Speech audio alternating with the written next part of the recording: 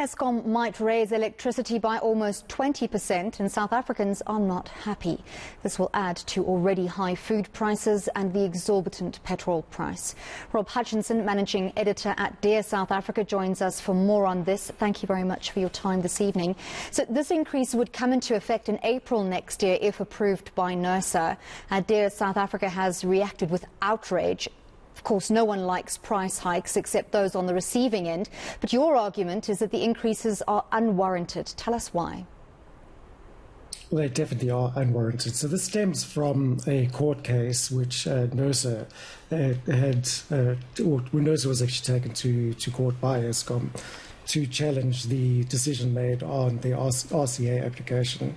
And the RCA application is a reclaiming process where Eskom can reclaim shortfalls on tariffs due to inaccurate business projections, which from the outset seems kind of unfair towards the public. So Eskom applied for the tariff increase, then NERSA granted it less than what Eskom wanted, and then Eskom took NERSA to court, and they won the court case based on several grounds which NERSA fell short on. So once again, the South African public is forced to fit the bill due to inadequacies rather in NERSA and within Eskom. So from that point, it is rather unfair. What do you think the impact of such an increase would be on South Africans, given the ongoing context of COVID? Oh, it will have a great impact on South Africans. The businesses have suffered seriously during this time. Unemployment has gone through the roof. We're sitting at now around about 40% unemployment rate, and that's set to go up even higher. And if the new variant does result in stricter lockdowns, then no doubt will be more pressure on the economy.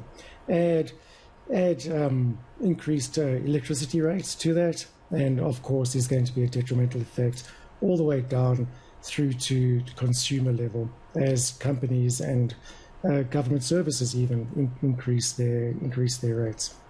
So you've received a flood of comments from South Africans. What were some of the opinions expressed?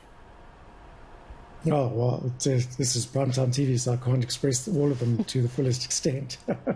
However, it's not good news. Public are definitely outraged so far. We're actually running a participation campaign, so the public can present their views, whether for or against it, and then give their reasons why. And like I said, majority have said no to this increase and are not happy about it and are seeking alternative measures for Eskom to deal with this. Tell us about some of the processes from here. When will NERSA make a decision, and what kind of public participation processes are there for South Africans to formally make their objections heard beside those that Dear South Africa is running? So NERSA issued a call for comment, which was actually instructed by the court to do so. They have to make the Eskom application public and then invite the public to have their say on that. The public are given around about 30 days to have their say, provide input. There were various questions asked inside that proposal, inside the application, and NERSA will then compile those, hold a few public hearings. They might be virtual because of COVID, and then they will reevaluate the process, present that to Eskom, and then go forward from there. So this is a result of the court case where the court's actually instructed NERSA to republish the application. So I read somewhere, and you must correct me if I'm wrong, that the date on which NERSA is going to make a decision is roughly towards sort of 25th of February. That leaves South Africans in sort of a difficult position, in that many people are going away now. A lot of people plug themselves out from news, put off their devices, turn off their phones if they're lucky, until at least the start of January. Do you think that significantly reduces the level of public participation in these kind of important decisions?